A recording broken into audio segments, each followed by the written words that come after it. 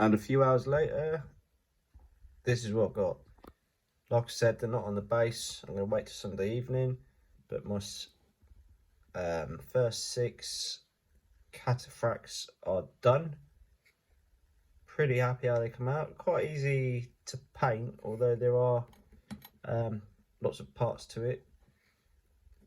I went online, looked at some reference material, tried to mix it up and tie it in with my army's colours, blues and reds.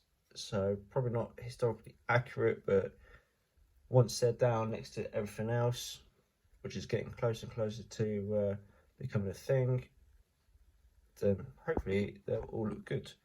And these are the first models I've done without using any contrast paints at all. I've gone back to basics.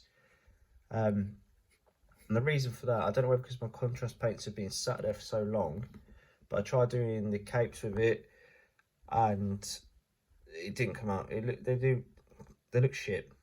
So I went and put base on, put layer on, put wash on, and then sort of like highlighted, did a little dry brush on a couple of them on the shoulders and that to bring it out. And I do prefer it, you get a better finish. So maybe me and contrast paints are over, I'm not sure. But here they are.